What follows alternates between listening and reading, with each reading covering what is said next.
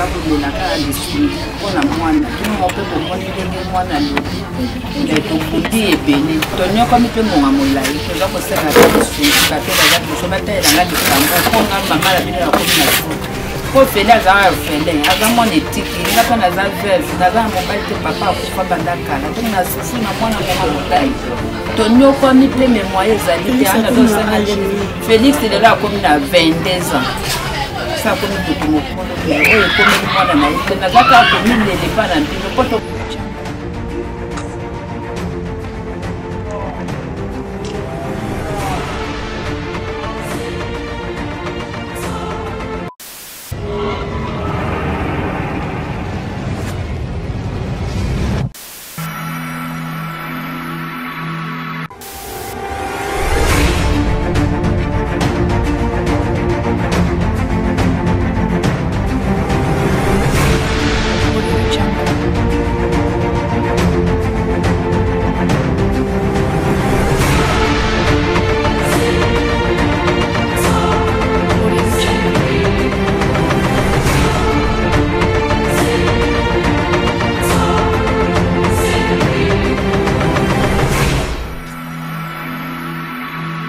Bonjour mesdames et messieurs, fidèles téléspectateurs de Gémidor Télévision.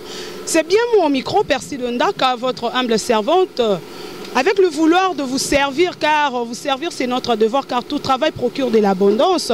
Et vous servir c'est notre devoir. Me voici devant vous, Nakati à Cité Verte, mais en diago, en fait, tozali na ligne de séparation, il y a Équateur, il y a Badiading, ainsi que Cité Verte. Cité Verte, toewana kaka uniquement pour na ko servir bino, ko luka, ko présenter les bino moko ya ba onésime na bino parce que besoin na kati ya émission na bino onésime o ezali moko ya ba branche na kati ya ta grandeur o tolobaka pour vous démontrer la grandeur de l'invité. Et voilà, tozali juste na entrée ya avenue na bango. Percy Ndaka la baobete o bolingara mingi ayewana na kati ya il y a Cité Verte, nous avons rappelé bien, na ligne, il y a Équateur, où ils allaient séparer Badiading ainsi que Cité Verte. Percy Ndaka ayewana pour nous présenter les binos, moko yaba onésime. Pourquoi tu bengi moko yaba onésime? Bino moko beaucoup découvrir parce que l'émission est en quelque sorte zone découverte. Cependant que Percy Ndaka azali koloba. Nazo zongi sa micro na ngai epai ya cameraman na ngai azolanda na sima po ete bomona bisika ni tozoke kokota parce que biso toyaka toujours na terrain, tozaka toujours sur terrain uniquement pour na kosala musala na biso comme il faut ndenge elobi les boss de Nzinga et mon cordon Nzirba mobali ya Mandefo Pembe et on se retrouve tout juste après.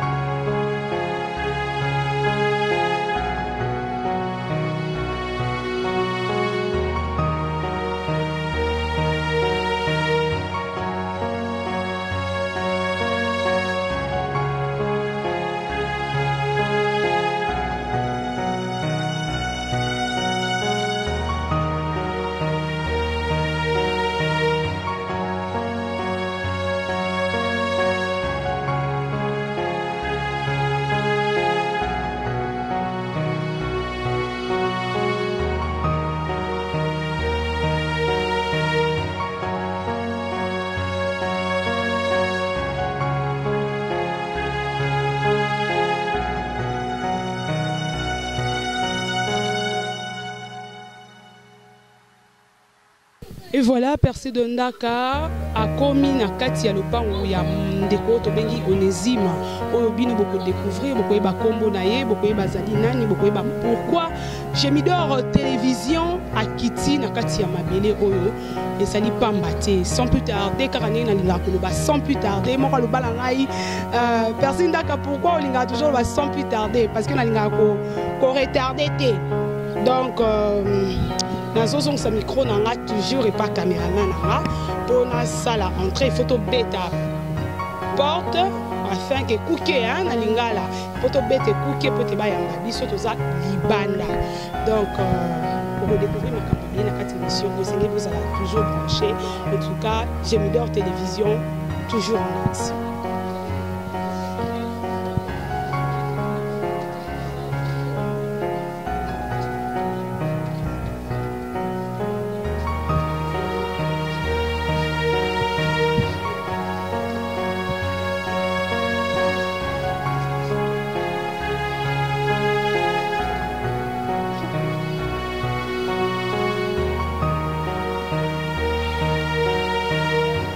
Et voilà, ngaye na vandi na kati ya lopango ya ndeko na biso otobengi Onésime otobi lelo to ekotala Gémidor TV na kati ya émission ya zone ya munene otobengi ta grandeur.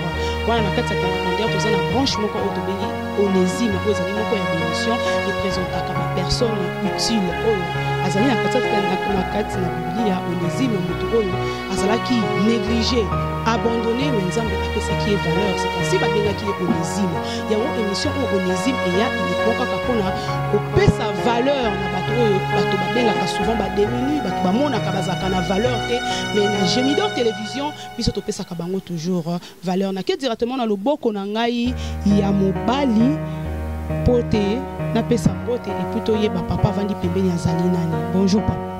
Bonjour madame journaliste. Papa, soit d'abord premièrement le bienvenu dans cette émission Nabiso Onésime. Merci beaucoup. Est-ce que vous pouvez se présenter les téléspectateurs merci beaucoup. Moi, Lazali, grand frère, il y a Jean-Félix et Bama Batongo. Moi, je m'appelle Gaylor Batongo. Raison pour laquelle la difficulté aux ans et on est invité, maman journaliste, de façon que aille Bazali afin que Magamotoza non et Baboleva, Batunyo surtout, Bazolanda, Bamona. Merci. Kabino Moboyo qui dégue papa lobby et Nake Nalobo Konanga à moi si vous voyez il y a une très belle maman qui est juste à mes côtés. Oyo Nazo qui est directement coupé sa beauté. Bonjour. Bonjour maman journaliste. Et quand coupé sa beauté pe kombo na yo na banyo so bazali kolanda biso pe ozali nani. Merci ngai kombo nanga mama Clarisse Kanga. Na kanisi po l'émission ndenge baye nango na pesika mbote kaka ile kaka na kili. Naza na mingi oloba te. Mama Clarisse Kanga zali mama yana. Azali mama Ebama Félix Batongo. Et voilà, bino mobozo kabazo tanga kombo ya papa na biso Félix. Azali omo ya le président de la République papa na biso Tshisekedi. Félix Antoine Tshisekedi Chilombo. Et le lopete la papa Félix, la papa Félix, la papa Gaylor, a me campé pour détailler biso problème des aliments et biso la katia ici kako. Merci madame. Problème des bien la katia ici kako exactement. Jean-Félix Ebama Batongo a souffert pendant longtemps. Donc il banda ina ngoka ilo au monde le rôle à moquer. Juste à la mouva na tongo mo bon matin à la moki.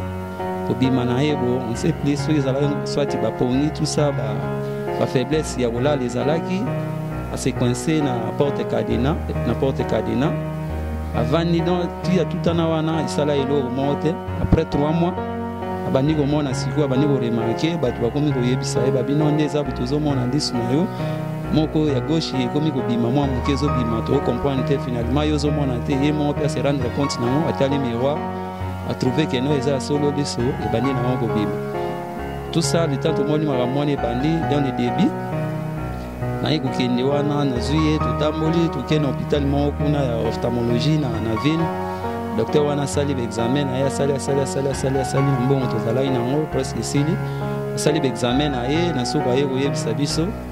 ce n'est pas ce que vous pensez par rapport à tout ça ça n'a rien à voir avec tout ça que maladie déjà na kati par rapport à l'examen na ninga salaki alors il se pour la confirmation d'examen et c'est une biso to ça et éco orbitaire par rapport à des soins maladie azana de façon que tout tenir vraiment en échec na résultat ou ya PCT c'est que pour confirmer résultat ya PC na ba pareil na et c'est tout ça la échographie alors tukenda ibe échographie wana ya to sali échographie wana et mona ina ngope ninga lobaki eta mona ni par rapport à maladie atangaki to monika bon soit ikoza la ndeni kuina boy totali ka problème ezate tuluki asengaki biso premièrement neza bobi donc maladie ça d'abord ne bandeli c'est tout cause na mbongo neza boye dans un premier temps akuwi pona kotuba injection moko donc injection normalement $45 chaque après 3 mois azuli susu mususu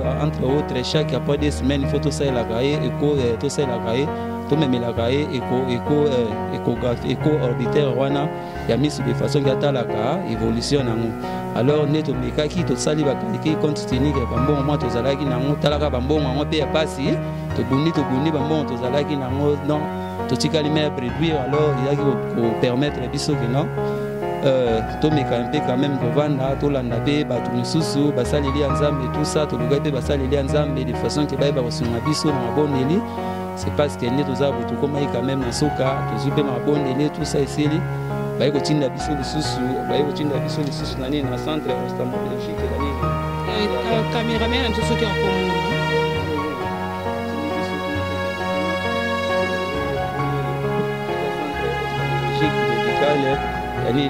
non ya masinya utepe batala la miss wana tout ça alors c'est pour te komi kuna docteur wana to komi pe kuna basali l'examen basali ti par rapport à l'examen échographie na bango basengaki batali échographie na bango batali baye ko démentir information ya premier docteur auto kendaki wana baboyi voir même na échographie na ya sengaki abino échographie wana eza résultat c'est que baye ko rendre compte que non eza choc post-traumatique c'est par rapport à nini maladie ezala par eza choc post-traumatique c'est que neza boye eza lokwa tutanaki c'est tout à fait normal lokwa tutanaki c'est que veine et katanaki eta veine katen sikoyo saignement ezosala à partir ya kati alors kuna baye ko se rendre compte na ni na bango na échographie na bango tout a demanta onani oyo ya docteur wana liboso ya ville alors aye ko sala biso transfert et pas neurologue na clinique universitaire toke na transfert tokomi et pas neurologue wana na clinique universitaire toke a consulter atali transfert atangi babiloko wana tangi amoni ka bi non je suis pas sûr aye ko démentir les sous non aye ko démentir les échographie o basala ikuna na nini na centre wana ya masina ya miss wana comme ça baye ko démentir à mon sous alors tu as démentir en biso pour la confirmation normalement c'est na biso to salela scanner to salela no scanner ya ngoyo mo scanner ya ngoyo ezali awa o scanner ya ngoyo tozana ngondi ngakangaki oyo loko pe ya ngoyo basala ki scanner ya ngo photo je crois soit na BBC je ne trompe pas photo ya ngoyo ni bakangaki bazui banini wana batali baye ko se tenir compte les sous na résultat au docteur wana ville alobaki c'est pas c'est bango kuna na masina baboya ki yango mais scanner na bango scanner wana médecin ya nini neurologue asengaki pona koyeba si s'agit ezaka enseignement ezota na kati ya partie ya veine katanaki eye koboya résultat wana oyo ya centre nini apesaki oyo ya masina wana apesaki alors le temps baye sikoyo basali scanner wana batali baye komona scanner basali scanner cérébral eye kolakisa bango résultat orbitaire gauche millimètre les contrastes de façon intense, difficilement dissociables du nerf optique. Cette masse est responsable d'une exophthalmie. Les grandes droits. Des gardes droits. Non, des gardes. Des gardes. Des gardes droits, pas de lésions. Donc attends, on va faire. Oui, et ça m'a dit, c'est la guidisse. Centre d'imagerie médicale des rochers. Cabinet docteur Jam. Après savoir. Ah, parce que le monde a prescrit qui examen. Ils ont eu des docteurs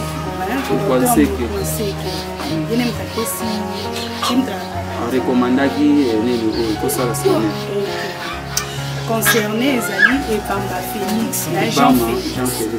Bamba Jean Félix. Contexte clinique, Ezali masse orbitaire à l'écho, examen, Ezali scanner cérébral. Et voilà, résultat, Nabiso, un peu de temps, on a des spectateurs bon, on a quelques amis au santé, peut-être ça les a vraiment sérieux. Donc, on les a dans la terme technique, on a les abonnés dans la si tu veux juste faire un résultat, et puis les téléspectateurs, on a vu sur la zone, résultat, on a dit qui mise en évidence effective d'une masse intra-orbitaire gauche de 31 x 38 mm. Bien limité, prenant les contrastes de façon intense, difficilement dissociable du nerf optique. Et puis, Balobi, cette masse est responsable d'une exophthalmie, exophthalmie, je répète, de grade 3. Pas de lésions en dos. Wana ezali résultat final au ezalaki ya examen oyo basalaki ye na kati ya imagerie oyo ezali wana uniquement mpona okupe makambo oyo ezali ya kati na examen esalaka awa ebele alors bakendaki kuna basalaki mpe moko et voilà. Donc, conclusion, on a les alliés à terme médical, mais vous savez juste pas qu'un médical. Les voilà, si pourtant on a un petit arbre, on a un petit arbre à papa qui est mort, on a un petit arbre et là qui se fait. Alors, aujourd'hui, on a une imagerie médicale dans le centre des rochers. Alors, aujourd'hui, on a un résultat épidémique. Ce moment-là, nakoki kozonga mwa nsima moke nde tokendani barekomandaki biso échographie na nani oyo na médecin neurologue na clinique universitaire. Ce moment totunaki montant ayebisaki biso oza plus ou moins ba 250 $.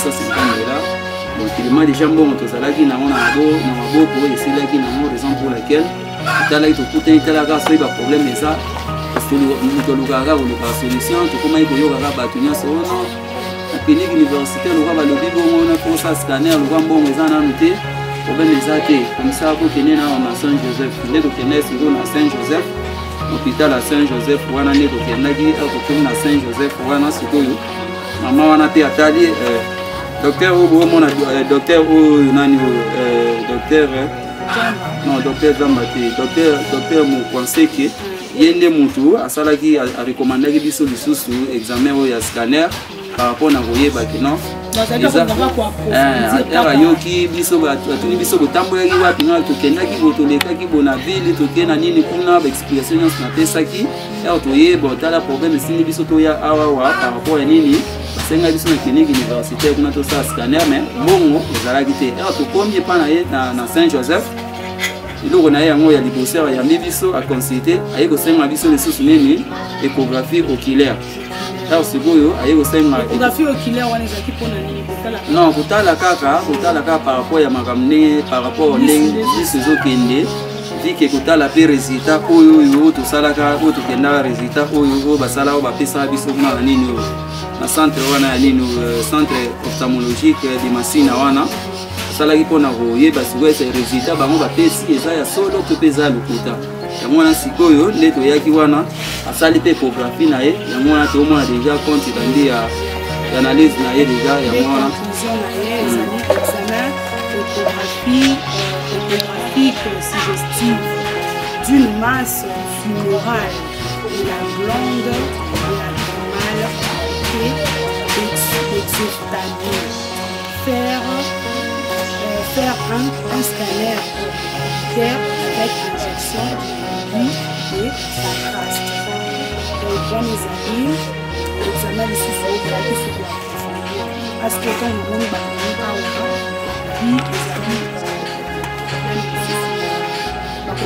d'une masse tumorale,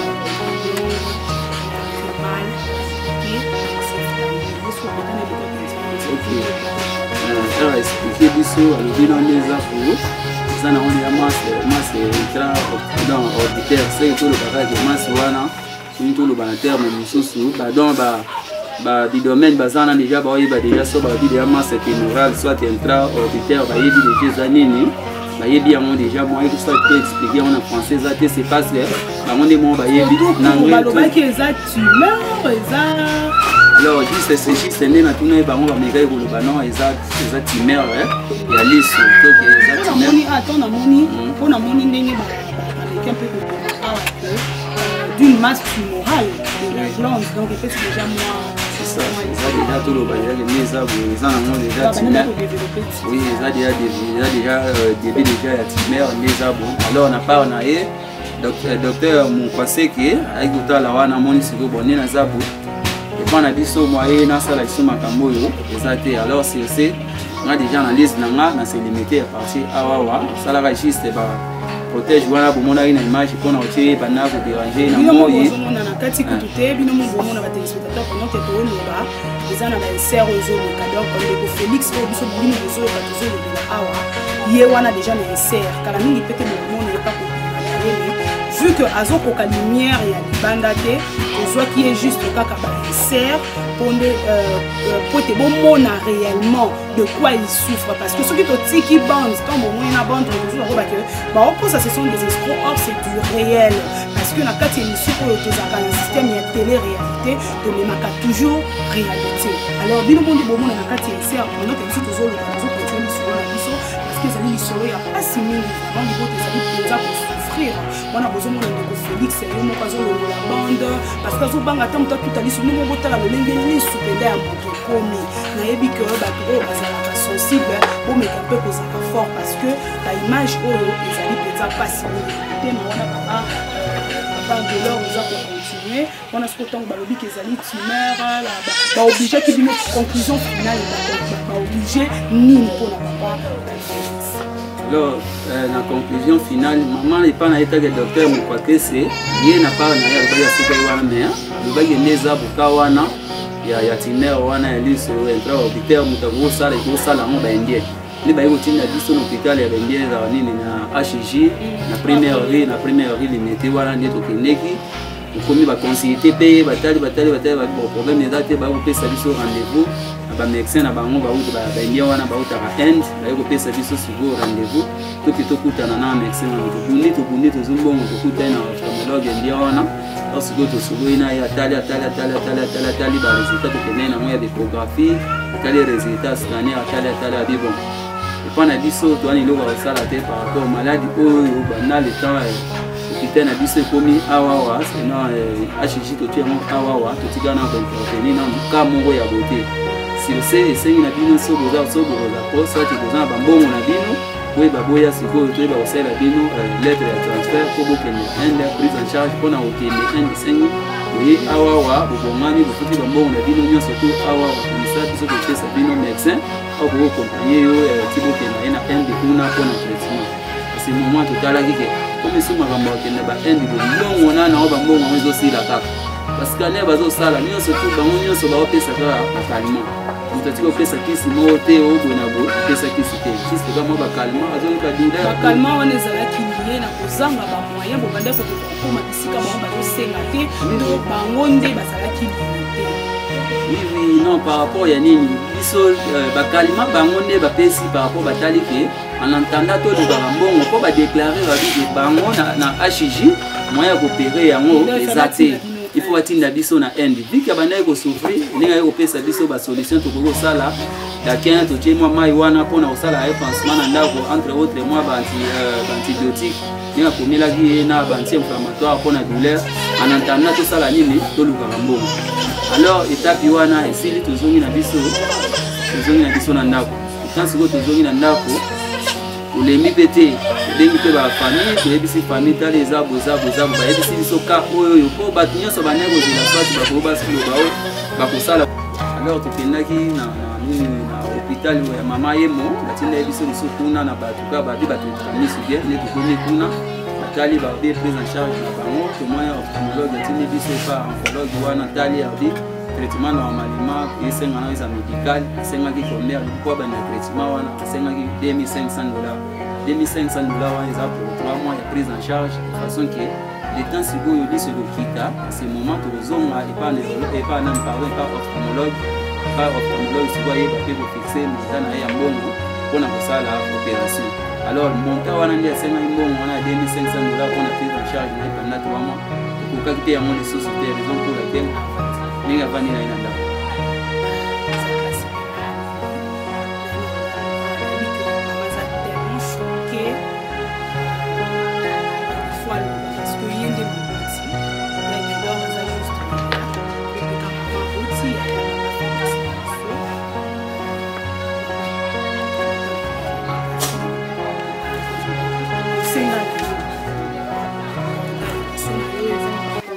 na bato ebele o bazolanda yo bato mama wa onza mpende akisi na kaka